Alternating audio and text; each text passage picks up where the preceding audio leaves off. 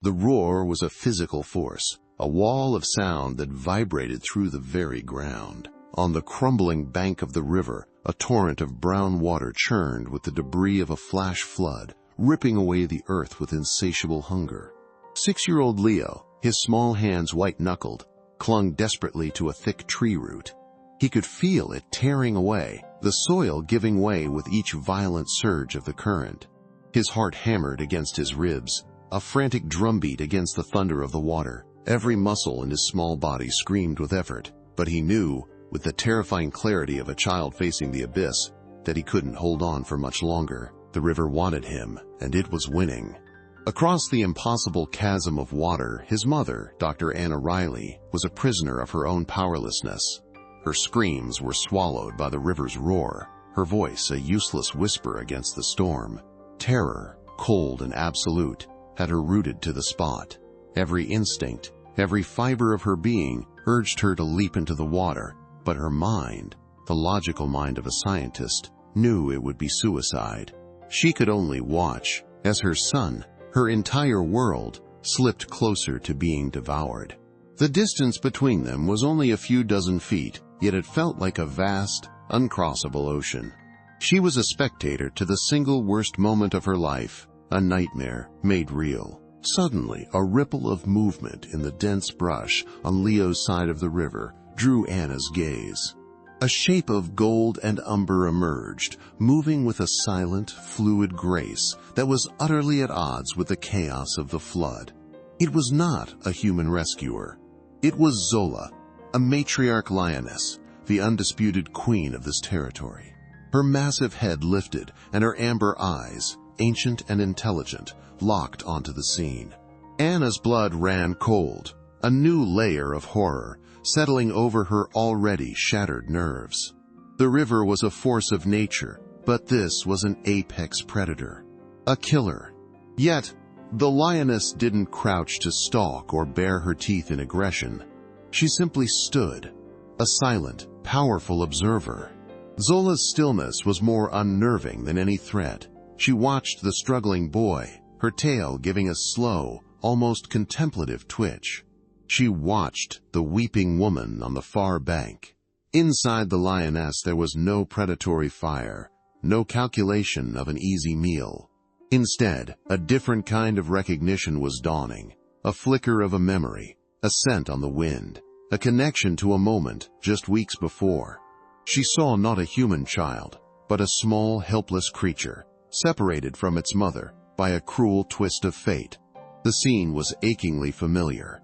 What happened next would not be an act of nature, but a choice that would challenge everything humans thought they knew about the wild heart. But to understand what was about to happen, to comprehend the choice a lioness was about to make, we have to go back 3 weeks. The setting was the same stretch of riverbank, but the air was calm, thick with the heat of the South African sun. Dr. Anna Riley was on a routine patrol along the edge of the national park, a familiar boundary where the wild world and the human one uneasily coexisted. It was a faint, high-pitched mewling that first caught her ear, a sound of pure distress that cut through the drone of insects. Her veterinarian's heart clenched. She knew that sound.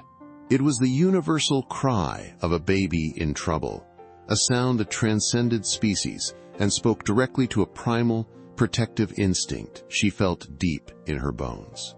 Parting a curtain of acacia leaves, she saw the source. A tiny lion cub, no more than a few months old, was caught fast. A cruel, thin wire snare, the ghost of a poacher, was cinched tight around its hind leg. The cub was exhausted, its soft fur matted with dirt and tears. Then, Anna's breath caught in her throat. Across a small clearing, the mother was watching. It was Zola. She stood with a terrifying stillness, a statue of controlled fury and despair. Every muscle in her powerful body was coiled, ready to explode into violence. Anna knew this was the most dangerous situation in the animal kingdom, a mother lioness and her threatened child. The air grew heavy, charged with a silent, deadly promise of what could happen if she made a single wrong move. Instead of reaching for her tranquilizer gun, Anna slowly knelt, making herself smaller, less of a threat. She began to speak in a low, soothing tone. the words meaningless but the intent clear. Zola watched, her intelligent amber eyes tracking every micro-movement. The lioness's mind was a storm of conflicting instincts. The ancient command to kill the intruder warred with a deeper, more perceptive feeling. This human did not smell of aggression or fear, but of something else, a calm resolve, an empathy that Zola could almost taste on the air. She saw the human's gaze flicker from her to her struggling cub, and in that look, Zola recognized the shared, desperate language of motherhood. A silent truce was offered across the sun-drenched clearing. With supernatural calm, Anna moved forward. Her hands were steady as she worked, her focus entirely on the rusted wire. She could feel Zola's gaze on her, a physical pressure, but she didn't falter. With a sharp snip, the wire fell away. Anna quickly applied a disinfectant to the shallow cut before retreating, melting back into the brush without a backward glance. The freed cub stumbled to its mother, who immediately began to bathe it in rough, loving licks. Zola lifted her head one last time, her eyes meeting Anna's through the leaves.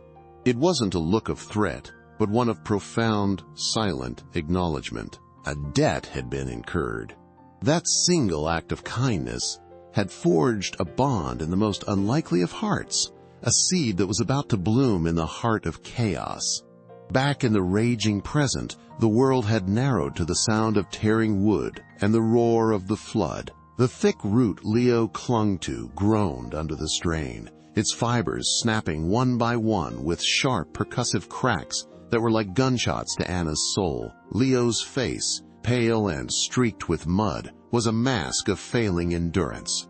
His knuckles were no longer white but a deep, bloodless blue from the cold and the pressure. He could feel the last of his strength being stolen by the frigid water, his body becoming a dead weight that his small arms could no longer support. Across the chasm, Anna could only watch, her heart breaking with every shudder that racked his tiny frame. The river wasn't just a force of nature, it was a predator, and it was closing in for the kill. With a final, sickening, splintering sound, the root tore free from the bank. Leo was gone.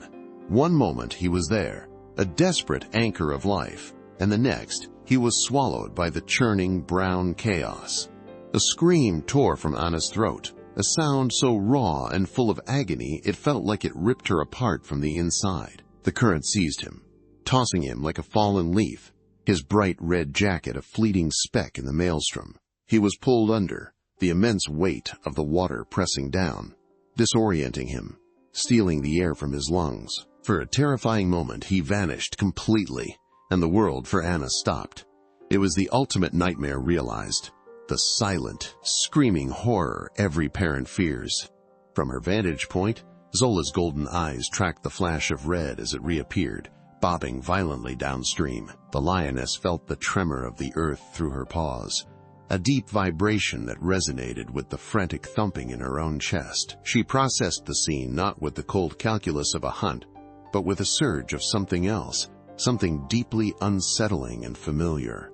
The scent of the mother's terror was thick on the air, a smell she knew intimately.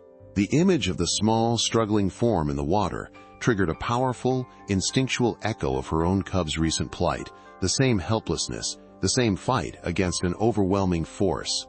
This wasn't prey. This was a reflection of her own worst fear. As if the scene wasn't horrifying enough, a new terror bloomed in Anna's vision. On the low ridge behind Zola, more shapes began to materialize from the savanna grass. First 2, then 3, then the entire pride. Lionesses, subadults, and even older cubs emerged, their powerful forms silhouetted against the stormy sky.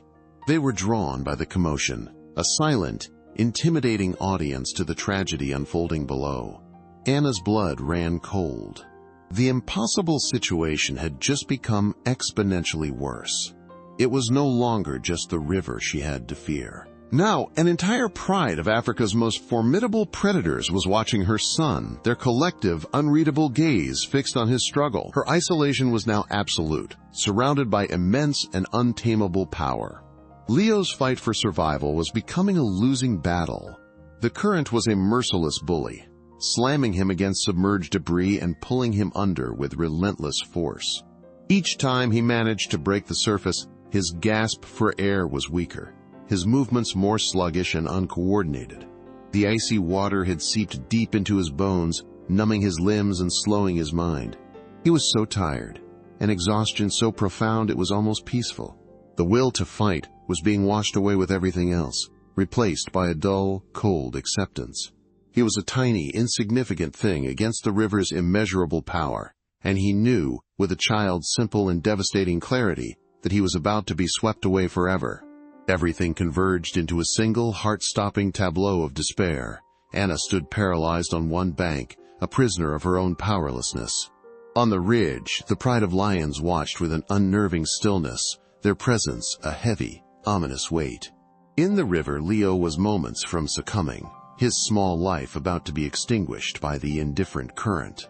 And on the crumbling edge of the opposite bank stood Zola, a coiled spring of golden muscle, her ancient eyes holding the entire tragedy in their gaze. The river was about to claim its prize. Time was running out. Something needed to be done, or all would be lost. In that frozen moment, Zola saw none of the things a predator should. She did not see a human, an intruder, or prey. Her ancient mind, a tapestry of instinct and memory, bypassed all of it. Instead, she saw a small, helpless creature, separated from its mother by the roaring, indifferent cruelty of the water. The image was a perfect, painful echo of her own cub's recent struggle, trapped and terrified in the poacher's wire. The scent of Anna's anguish carried across the water, a smell Zola knew intimately from her own recent despair. It was the universal scent of motherhood pushed to its breaking point. A powerful, undeniable recognition ignited within her, a feeling that transcended species. This was not a hunt. This was a debt. An ancient decision began to form in the depths of her amber eyes, overriding every predatory instinct she possessed. The shift was visible, a tangible change in the air. Zola's powerful body, which had been a statue of observation, now coiled with a new and startling purpose. Her muscles bunched beneath her golden hide, not in preparation for a killing pounce, but for a desperate, calculated launch. She let out a low, guttural rumble that vibrated through the wet earth. It was not a sound of aggression, but a clear, unmistakable command. On the ridge behind her, the entire pride froze, their restless energy instantly quelled by their matriarch's order. They were now silent witnesses, bound by her will. Anna watched, her heart seizing, as the lioness's gaze locked onto Leo's struggling form with an intensity that was both terrifying and utterly focused. This was a choice being made, a conscious act